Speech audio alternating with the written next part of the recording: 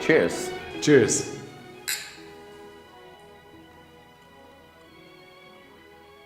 Well, welcome to Menorca. Thank you very much. The first question and the most basic one is, who is Costa Dvorezky and what is he doing in Menorca? It's really a tough question to answer, right? Because I'm not sure if I know who's Costa Dvorezky. I mean, I know who I am. It's my perception. I like to paint, and I don't often think who am I. I think lots of time what I'd like to do and what I don't like to do.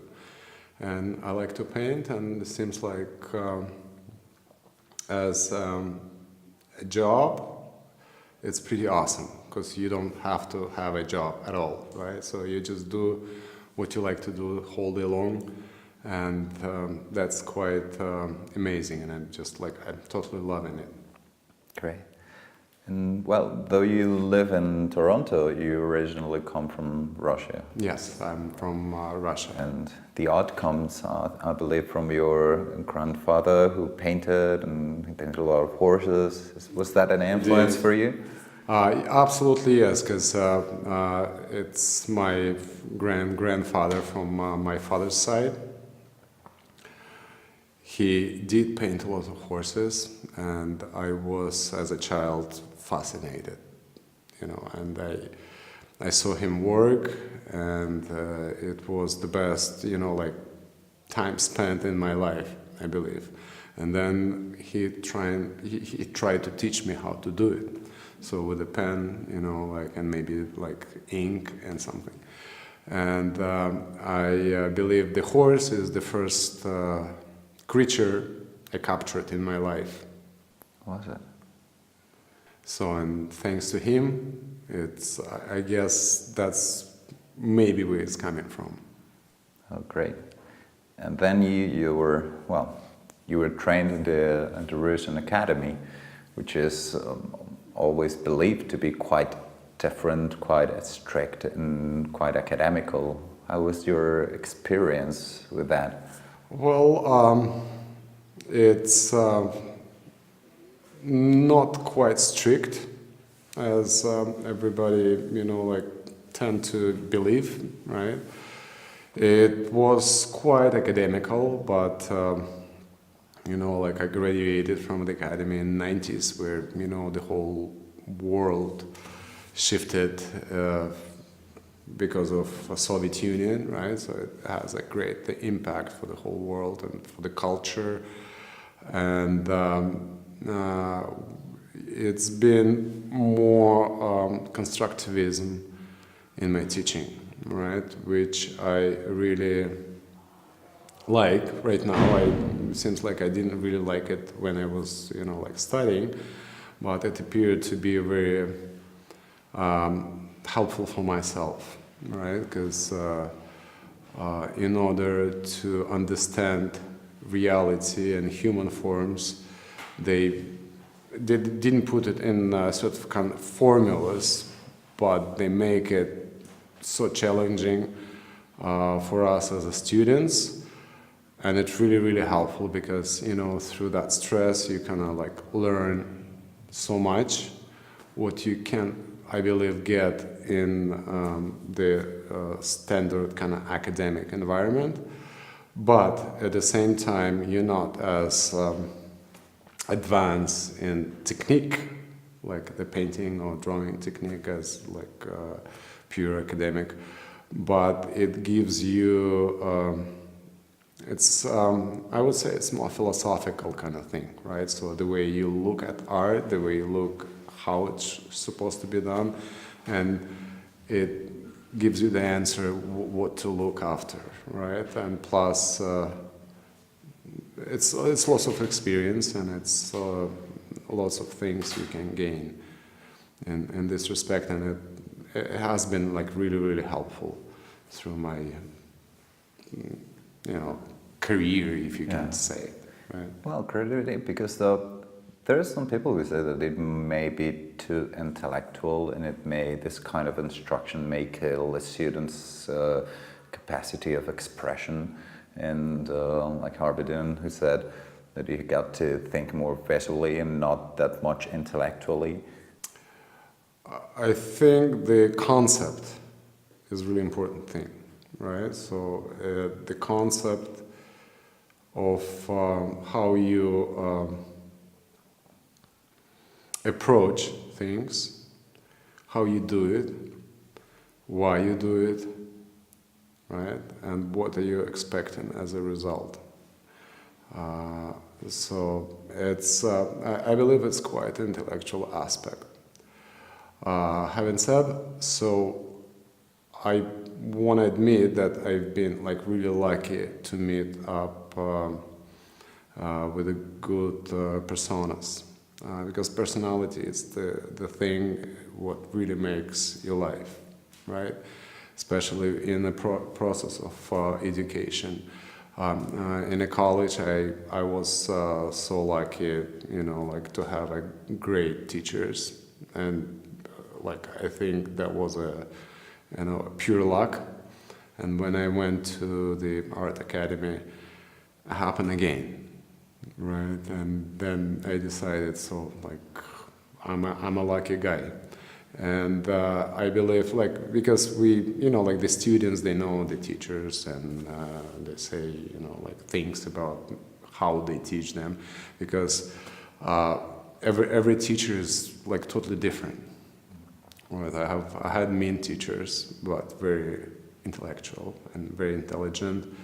And I learned a lot from them, and you know, like most of the things, you know, like they say, and you just like listen and like, okay, and then in a few years, you know, like I'm saying, like 10, 15 years later on, and they come up and come out in your head and said, yeah, that was the right thing to say, and how stupid I was, and I just didn't understand what they say.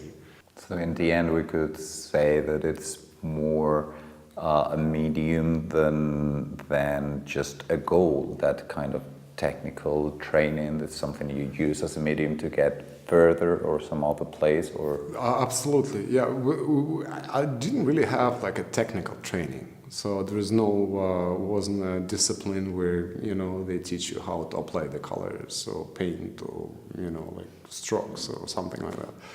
It wasn't available, so everybody does what you know, they want, and they just guide you in a concept, right? So they guide you to the, you know, moment what they want, what they actually expect from you, right? What the final result should be, what you have to, you know, like reflects with, you know, like with your technique.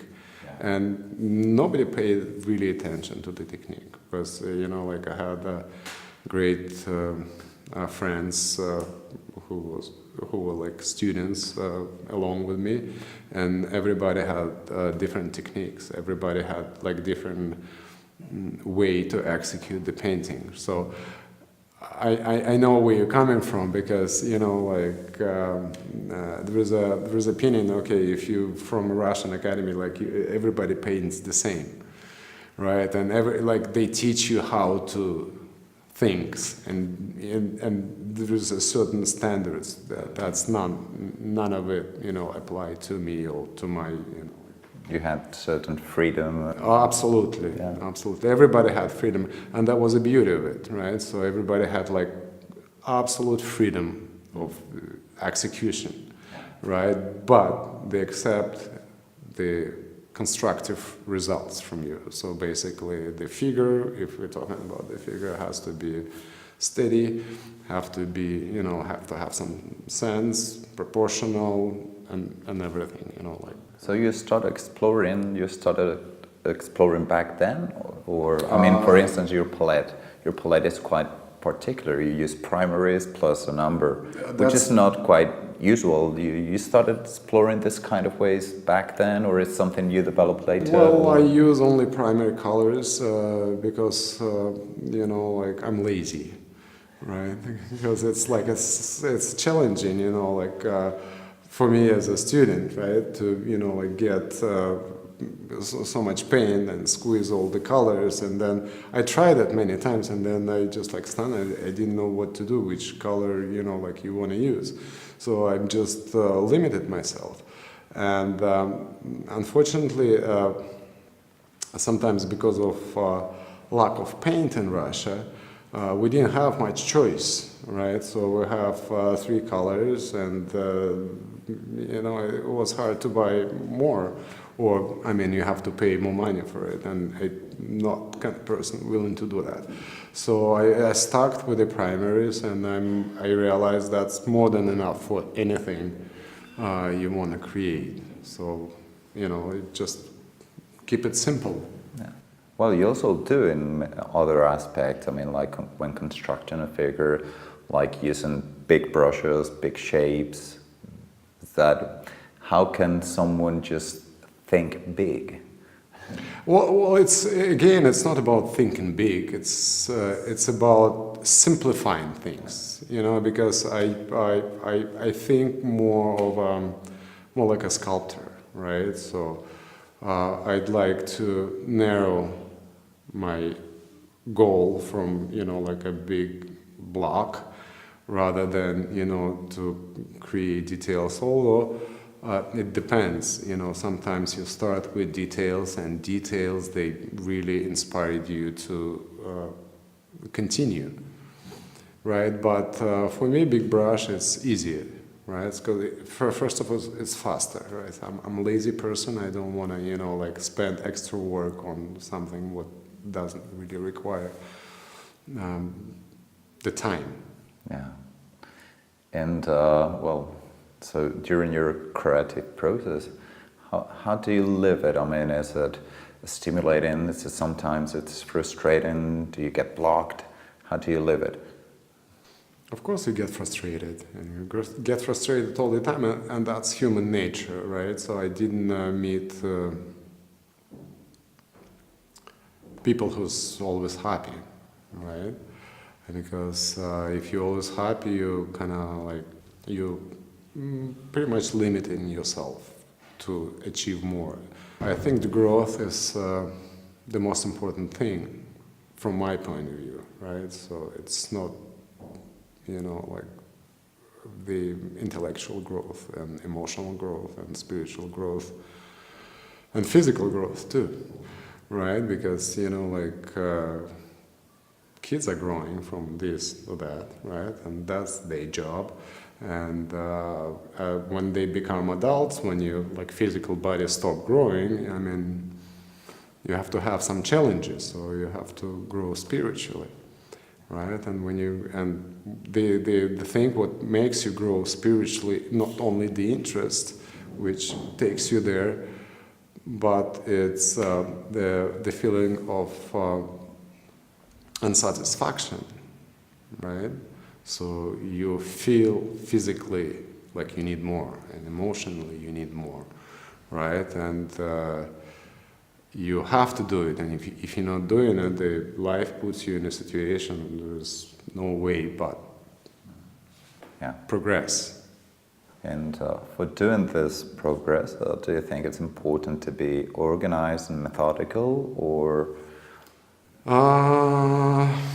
I don't know. It's different for everybody. Like some people are born organized and methodical, and that's not an issue for them, right? So they are being organized. It's not a part of the growth process for them.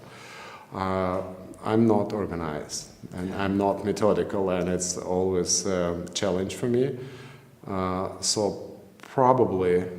It's not probably, it's for sure, that's something what my, karma is about, right? So I have to be more organized, more methodical.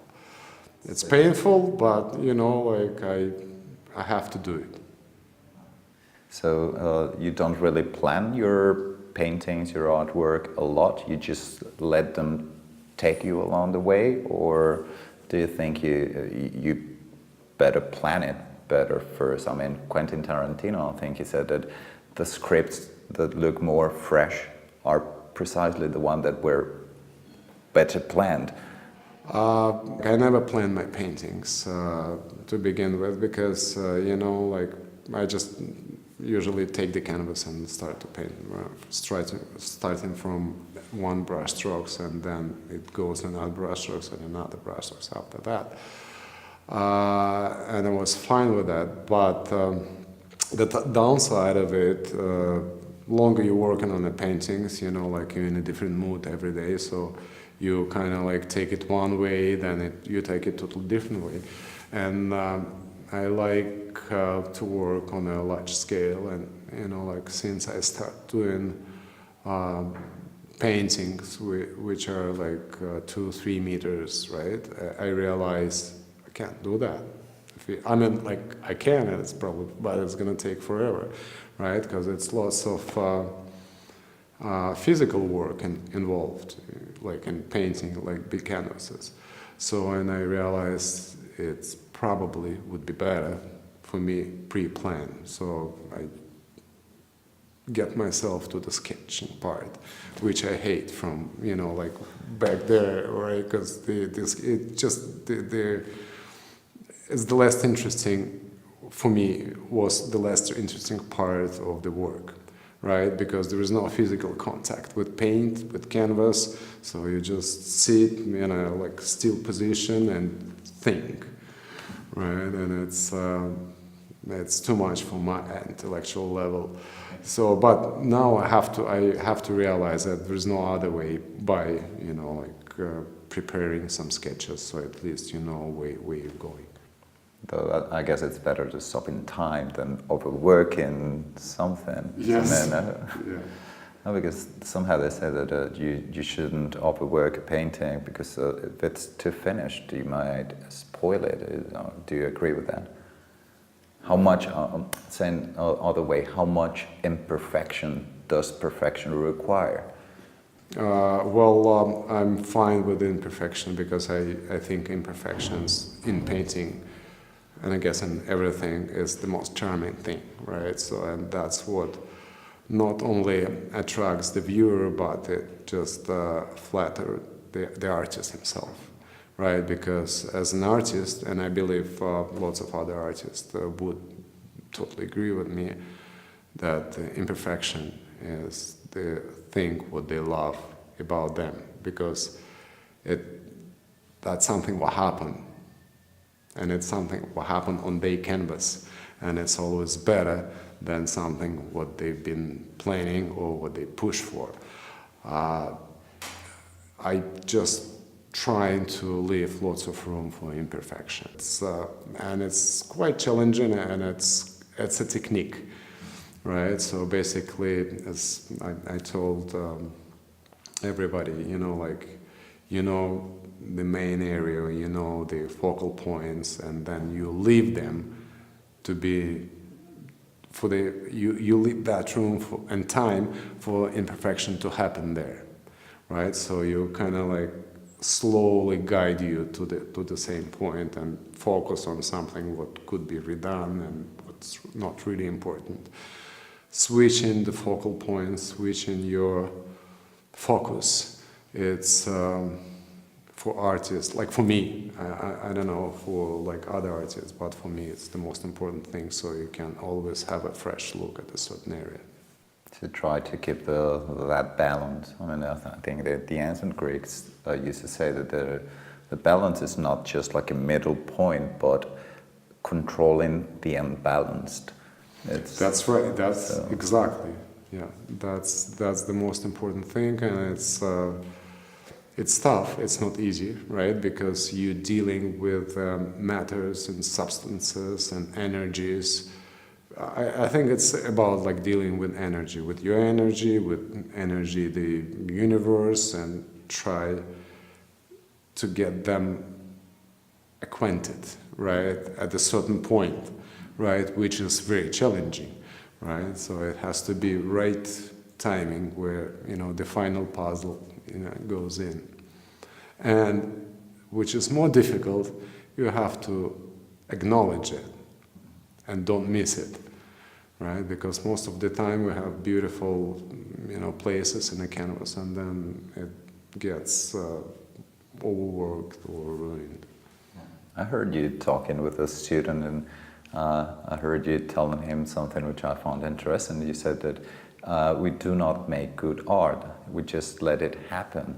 That's exactly, yeah, because you cannot, I think the universe has more energy and more talent and more skills than us. We're just humble tools of it, right? So we should, stay on the way, right? I mean, yeah, we can't do certain things to make it happen, but, you have to.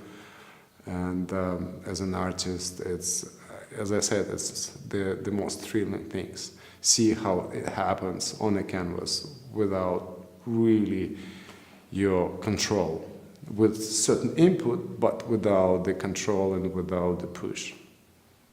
So you're not one of those artists who'd like to repeat yourself and feel comfortable. You prefer to feel uncomfortable? Of course, I do prefer feel uncomfortable, because when you feel uncomfortable, it's like a defensive mechanism, right?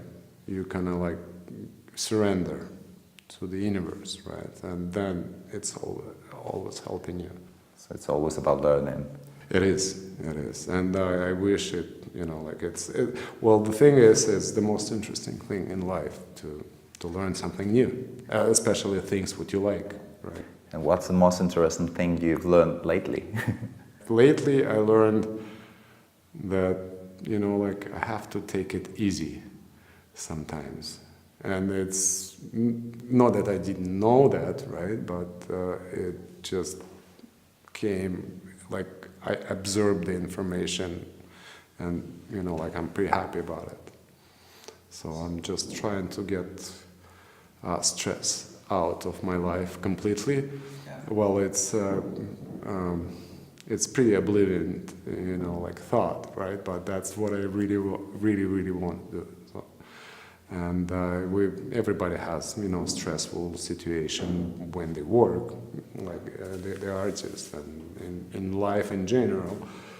And there is no life without the stress, because it's just. But the way you dealing with that, right? I believe it's really important, because when you paint, right, and when you think something goes wrong and something's not the way you want it to be, and you get upset, and I realize there's those kind of things, it's nothing but just ego, right? And when you get rid of the ego, and when you open your, sources for anything, right? That's where you feel happy, right? Because I realized the ego, that's what make people unhappy, and that's what make people unsatisfied. That's what stand on the way of the joy. And I'm just relating it so totally to the painting, right? Because I study a lot, and it's always a rivalry in between students, and one wants to be better than the other one, and teenagers, and it stays with you for the rest of life. And then you say, well, why do you have to go with, why do you have to continue with that? So you don't have to really prove anything to anybody, you have to just enjoy it because you love it. You do it because you love it. So, but it's tough, right? Because if you take the ego away, it's still something there what makes you unhappy. So I have to figure out what is that. Because it doesn't always make you happy. I mean. Yeah. I mean, you have to like the painting, right? And sometimes you don't. And you have to like the paint in the painting as well. You always like the painting. It's just the thing what makes me really happy, because every time I wake up in the morning I just paint and I love it. But do we need a final result? Well, as a professional artist, you do, because it's at the end of the day, that's what makes you living, right? So you do need final result, but you want to be happy with that as well. But about result, will we be talking about a beauty, about something aesthetical, or more like like a well-constructed or well-composed thing, or is it just beauty the goal? Or I think it's about the beauty. I think it's about the beauty. Well, my education is still echoing once in a while. Not once in a while, it's echoing all the time. I just got to shut it up and just go with that. Maybe, but it's always like a judge out there. But I think the beauty will save the world, right? So we have to aim for it. And well, some say that the beautiful subjects are somehow a trap, that you may get trapped in there. I totally agree with that. So we don't have to let ourselves get trapped. Sometimes you challenge yourself to paint different things, or to paint something you feel not comfortable with, or painting something ugly or which you do not find initially beautiful, but you try to find the beauty in it. Because is a subject really that important? Yes and no. No, subject is not important. Subject not. It's just abstract combination of brushstrokes which works together or don't. Right? Yeah, I know. Like when you painting beautiful girl, it's kind of like I don't know, beautiful landscape. You want to transfer your feeling of admiration to that particular, and you want to capture everything, which is an impossible thing to do. But when you're painting like a gloomy day, in the end of the day, it's much more beautiful, as a result, as an abstract substance rather than something else. Same about people. Like I believe there is no like bad models or ugly people, because when you start drawing or painting that, it becomes like totally different substance, right? And you definitely will see the beauty in everything what like meant to be like bad or like not beautiful. So there's beauty in everything. Yeah, so you're not really concerned about falling in that beauty trap. Oh, well, we all fall in the beauty traps, right? We're human, right? But, sometimes those beauty traps are, really dangerous or too beautiful, and it's hard not to fall in it. Well, we're almost in the middle of the week, and, well, I can tell you it's been great to not only to see you paint, but also to see you teaching the students. And I've noticed there's three things that you go on repeating once and again, which is just keep it simple, control the values, and then comes the color, but being aware not to get lost in the color, with the color. Is that right? Could we say that those are the basic three steps when... Yeah, I believe it's very important things. So you have to keep it simple, all right, because it's the simplicity is the key for everything. You have to control it, and you have to, be aware and control the values. Basically, everything I said to my students, it's not because they're not good at it, because I'm not a teacher. I share my experience, right? So I'm just trying to be very open, and I find that that's the most beautiful thing, right? Because everything I say, it's things what I think everybody like I have trouble with, Yeah. right? And I think it's I might know how to outcome it, how to solve it, and how to perfect it, and I share my own experience. So basically, everything I'm saying, like it's something what I'm going through all the time. And I don't think I'm unique, and I think all the artists, and not necessarily the artists, all people going through the same thing.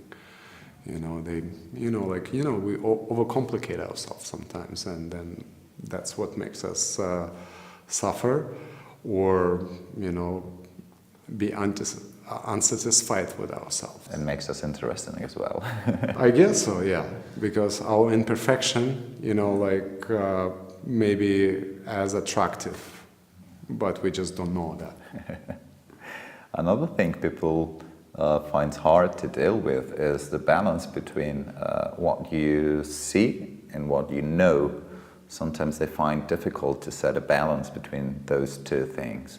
How do you balance it yourself? I'm trying to balance, because the art, not only like visual art, any art, right? It's a combination of what you see and what you know, and that's where the paintings come, right? Because if you execute everything what you see, you become a camera, right? And when you reflect everything what you know, there's a way to the asylum, right? Because sometimes we think we know, but it's our perception. So the balance is the thing what makes things happen in the end of the day. Okay. Another balance that people find tricky is between being accurate or being expressive. How do you find that balance yourself? Because you are quite accurate, but at the same time you look for expression. You're very expressive as a painter. How do you find that balance? Does it flow naturally? Do you just control it or lead it in a certain way? I think it's combination best of all, right? Because sometimes you're not accurate, and it's like too much. When you're accurate, it's way too boring. But the accuracy, I don't think it's artistic form at all. So you don't have to be very accurate not to be accurate. I put it this way, right? Because imperfection. When you're accurate, you just cage your imperfection and carry it away. So you have to be accurately very inaccurate. Interesting way of saying it. And there's another thing I find interesting in your work, because most of the teachers tell their students when you train, they tell you not to abuse accents or highlight, just focus on one, two. But for me, when from the very first moment I saw your work, one of the things that I really was wowed about, it was like you use a lot of accents, but you make it work perfectly, which goes basically against what I had always been told. Is there any specific reason about that? Is there any fetishism about it? Absolutely yes. Absolutely yes, because I don't know if it's natural or not, but I know it's bad, but you're fascinated going against the rules. And being an artist, you have time, right? And it's not illegal, right? So you can get to prison for it. And, it looks decent, but in every painting I'm trying to go against those rules. Like, let's say sometimes I make background thicker than a foreground, just for fun. Because and then sometimes I think, I want to do a crazy thing, because I want to do it or because I can, and it kind of it creates additional challenge, but it's so much fun. I mean, it's kind of like it's breaking the law without the breaking the law. Every artist they make it against all the rules, and that's imperfection, right? But it might be kind of forced imperfection, but whatever, right? So it works, and it makes fun, and it creates, like in my point, it creates really interesting texture when you get closer to the painting, right? So you basically can see the layers, and you don't recognize anything, right? So it's just like random brushstrokes all of a sudden, and then you're coming, stepping out of the painting, and it just zoom in a certain image. And talking about layers, I've seen you don't usually, well, you almost never use glazing. Is there any reason you don't like the glazing effect in the paintings, or? Not really like it, right? Because it's not enough of matter in there. I mean, it's. I believe it's forced a little bit. I'm not against that. You have to understand it. It's just not my cup of tea. I would put it this way. I like to throw paint, and I like the way it moves, and I just like the paint. Right, physically, I like to sleep, but I think it exists just to make things pretty, right? Well, but beauty was the goal, wasn't it? Not pretty beautiful, right? So pretty is it's little forced substance, I believe, right? So I don't know. It's just not your cup. Like again. I mean, I have nothing against that. Lots of paintings with glazing, they look absolutely stunning.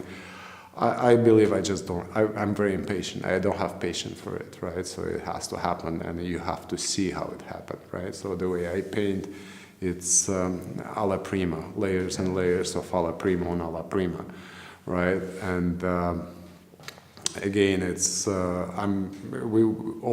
everybody's different, right? So, and it doesn't mean I'm right and somebody is wrong, right? It's not something what I enjoy doing, right? So I guess that's just a reason also for working in different pieces at the same time, or because of your impatience, or the drying times. How do you deal with it? Do you used to work on just one piece, or? Yes, I prefer concentrate on one piece at a time. Maybe it just I'm not multitasking. That could be an answer. I don't know. I try that. I try that many times, and it doesn't work for me, right? Because I notice. In my case, I just losing the creativity, right? Because I'm not the guy who pre-plans things, right? So they just have to happen, right? When you do like few pieces at the same time, what happened? You kind of like which could be probably a great thing for me, because like you do something, you put it aside, and then you do something, you put it aside, so you don't overwork it.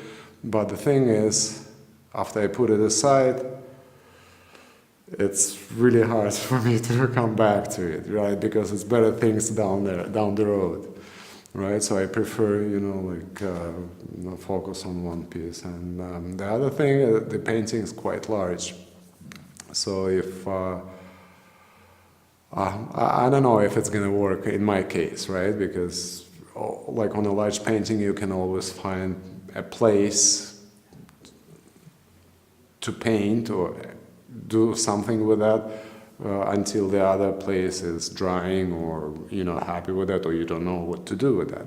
So you just switch your focus. Instead of from one painting to another, you go from one corner to another corner, right? So, and it's just easy on your hips, right? Because you like when you're painting like something on the bottom, you go like up and down all the time, so you get tired, right? So then you go up, so you stretch, and you know, like 2 days, well, you know, like legs have some rest. Yeah. And about references, because artists that find themselves impatient, they tend to work from photographs or imagination. Do you work with models, photographs, and find no difference between those? How do they deal with it?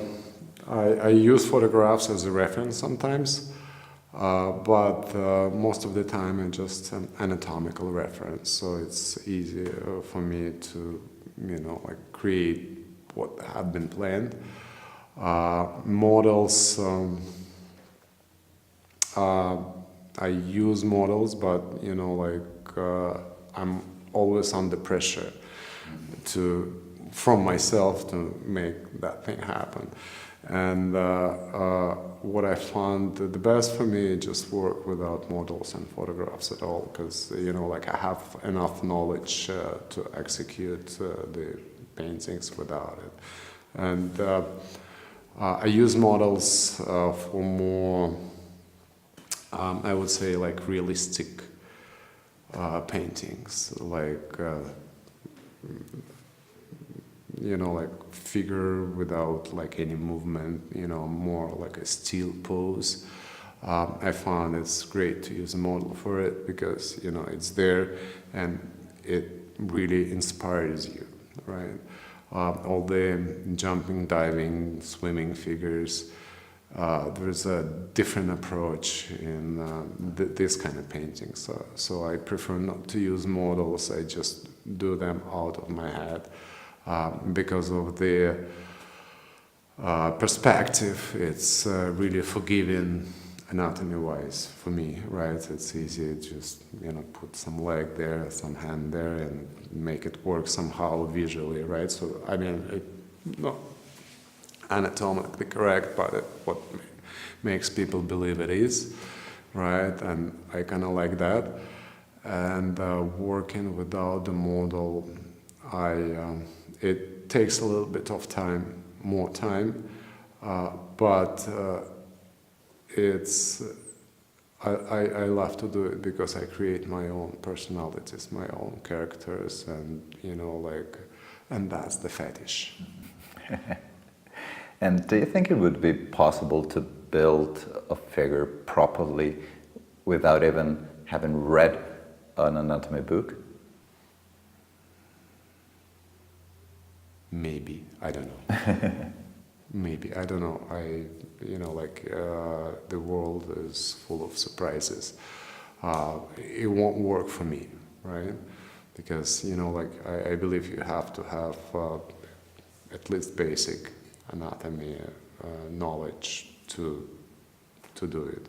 Although it really depends what style you're working at. Right, because I've seen like many artists doing that, and they have beautiful works, and there's nothing to do with anatomy. It's mostly like just art. Which artist, talking about artists, which artist do you admire?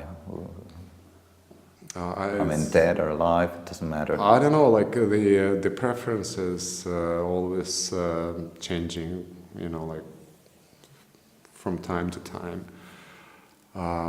We've been just talking about with all the guys yesterday, and I said, like, for me, for now, still, Francis Bacon, I believe that's the most artist, what I really, you know, what, yeah, like, make me, you know, like I have butterflies when I look, at his paintings.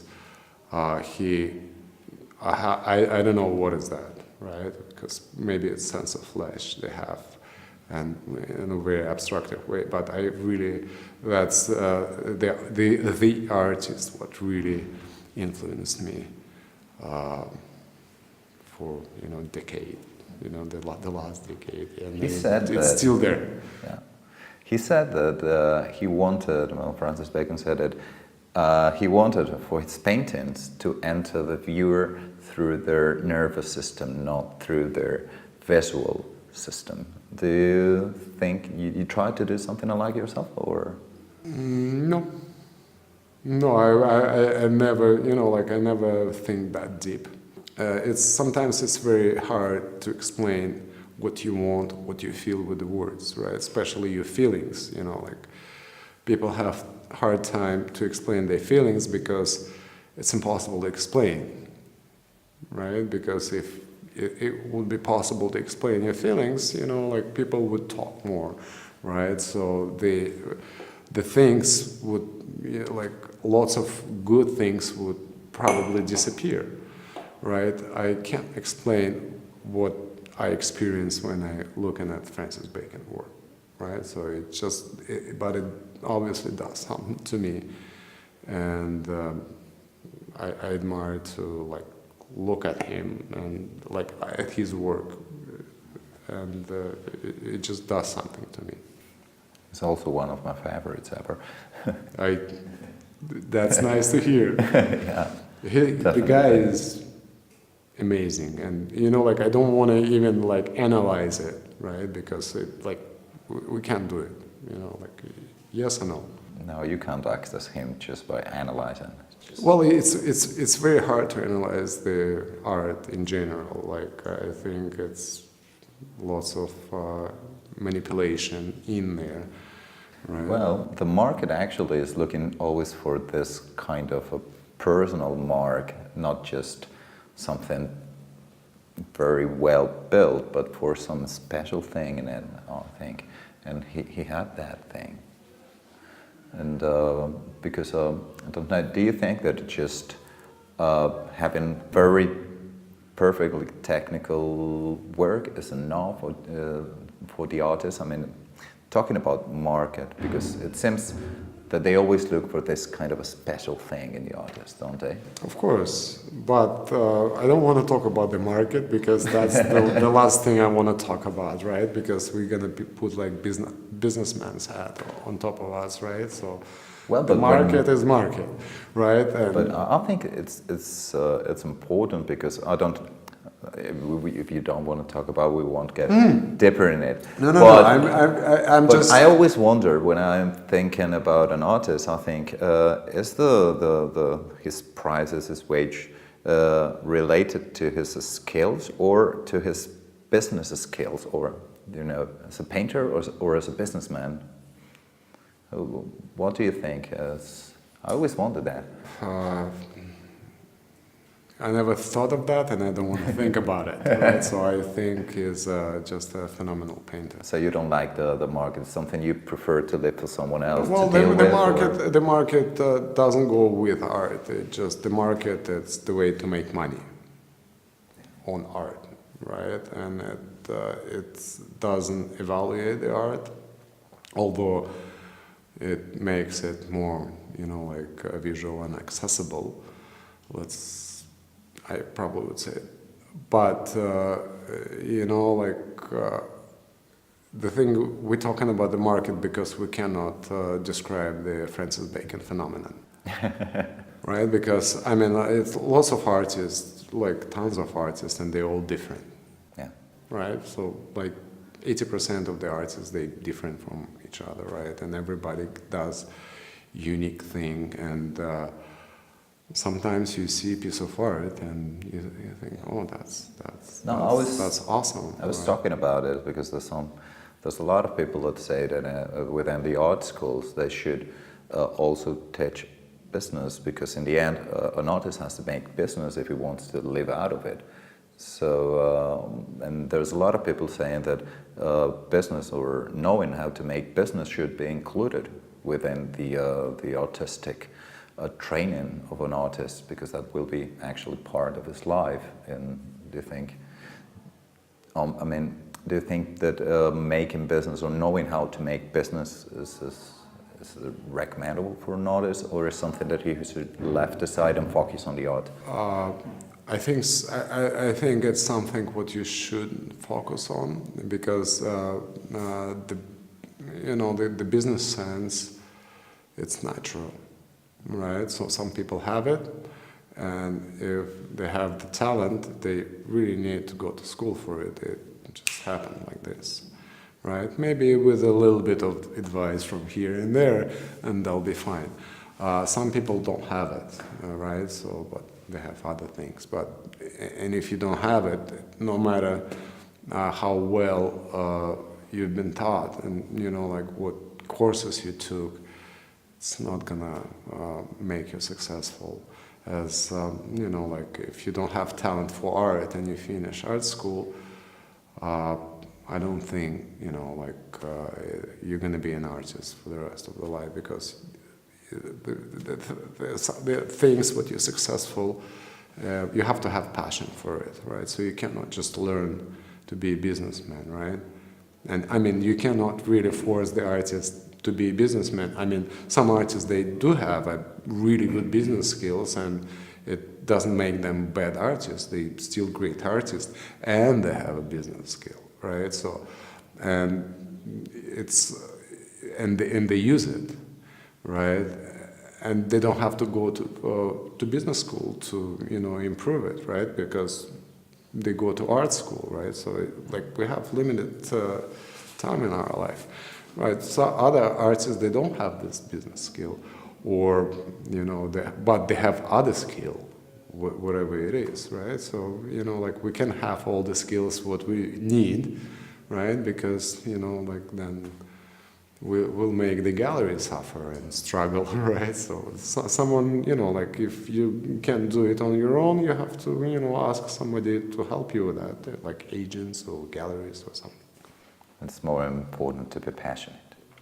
Oh yeah, yeah. Because I mean, if you're passionate about art and business, that's perfect, right? So you're there. And also, like this kind of idea of a tortured artist, because Mark Tenon and Holly Islamabad, I believe, they talked about this idea that somehow artists should be somehow tortured or are always somehow tortured. Do you think it's that way? Do you need to be? Your question is, do you need to suffer to be a good artist? Yeah, somehow to be. I don't know. Do you suffer yourself? Do you consider yourself as a tortured artist? No. No. No. I know my the source of my torture is not because I'm an artist, just because I'm like disorganized person, right? and I'm lazy. That's my problem, right? So if I won't be lazy, I won't suffer that much, right? I mean, we blame things on something, right? But let's keep it simple, right? If you want to suffer, you suffer, and like sometimes I suffer, and then I realize, do you like it? I said, yeah, sometimes. So yeah, I suffer sometimes. And then when I don't like it, I stop suffering and do something, right? And the suffering is it financial suffering or emotional suffering or suffering from, like you have a broken heart? Like all people have to suffer sometimes to appreciate the joy, or to appreciate the time when they don't suffer, right? It's all in balance, right? So, the amplitude of the balance is, more you suffer, more you're happy, right? It's just, like the higher you go, the lower you go after. A lot of people actually, I think they suffer because of they don't know how to deal with the risks in painting. But somehow I think that it's more risky not to take risks when you paint, don't you think? Do you like to take risks when you paint? Yes. Or? Yeah, it is very risky not to take risk, right? Because you will always regret it. You have to take risk in your paintings, and it's but you kind of have to sometimes control it. Like I'm talking about myself because I'm doing lots of commission works. And I map the area where I'm taking the risk and take it from there. So, but without it, there's no art, because it's always a risk to put the first brushstrokes on the canvas, right? You paint a lot of commissions, you said. Isn't that an extra risk not to get to your clients' expectations, or does it limit your freedom as well, or how you deal with commissions? There's a lot of artists who don't like commissions. Well, I like commissions because that's probably what makes me feel secure financially, right? And that's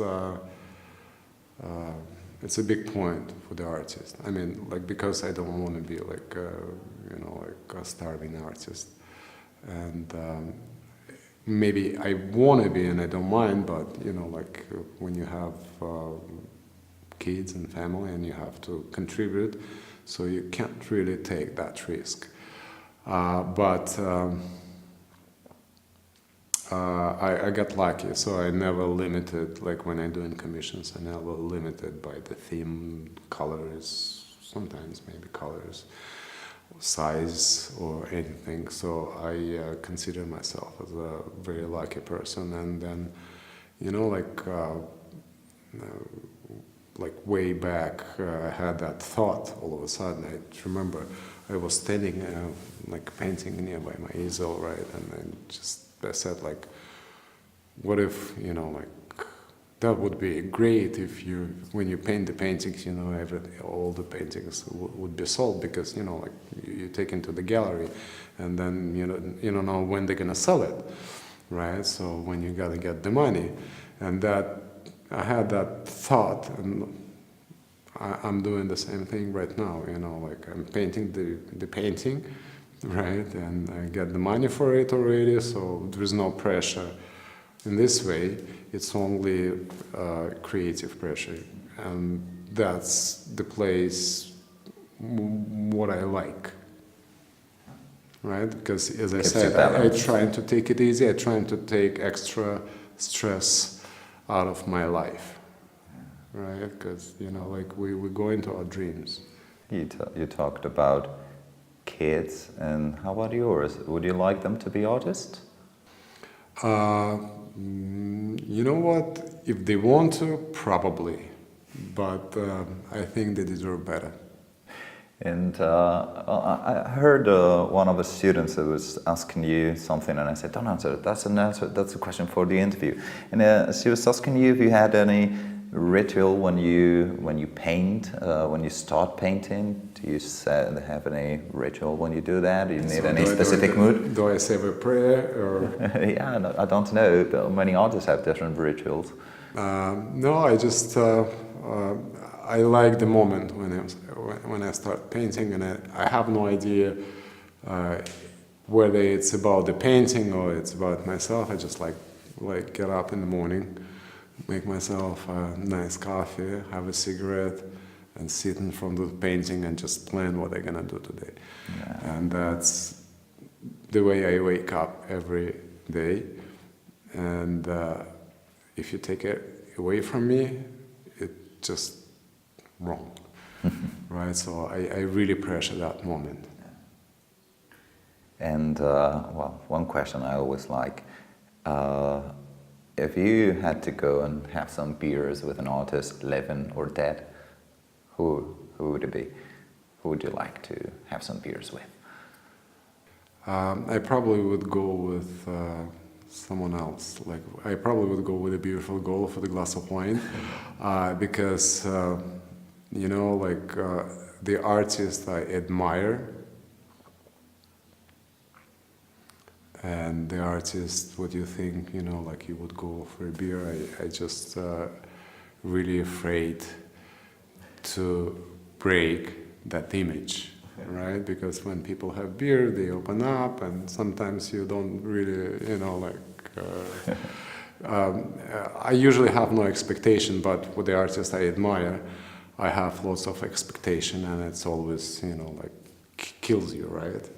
You remember, no Wow. expectation is the best thing. And when you expect something, so I'm just afraid to be disappointed. So I believe the artwork of the artist, it's always most beautiful thing about, and that's about the artist, and they talk even more than the artist probably would say at the glass of beer, right? So I don't know, it's it's a tough one. I would probably say I would go with Francis Bacon, but then I don't know. No, it wouldn't be just one glass of wine. Yeah, probably no. I go to Velasquez with Velasquez, but I don't know. What is he gonna tell me? What am I gonna ask him? Right? I have no question to ask because he answered all the questions through his paintings. That's a good one. Yeah. No, that's true, right? So I better look at his painting. I think that the most valuable information what the artist can give. It's never interesting to talk with the artist because like all the artists, most of the time they're literal, and it's like me, right? For me it's really hard to talk, right? And I don't know.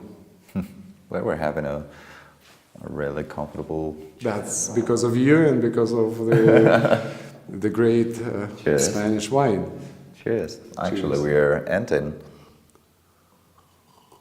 So just finally, I just want you to tell us a bit about your experience this far in Menorca here with us. How has it been? I totally love it, and I love everything about it.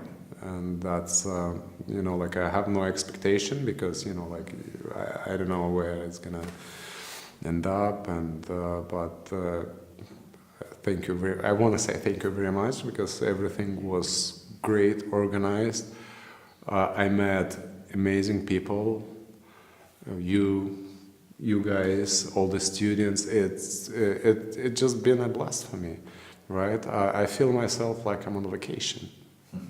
It's like you're getting tired in the end of the day, but it's a great experience. It's absolutely beautiful setting here of beautiful weather.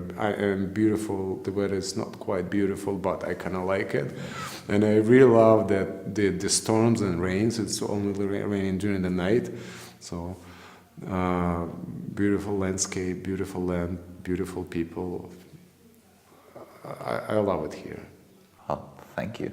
Thank you. We love you. Thank you. We love having you here, and well, we hope you be back sometime. So, cheers to I that. hope so. Cheers. Thank you very much, Costa. Cheers. And thank It's you. been a pleasure.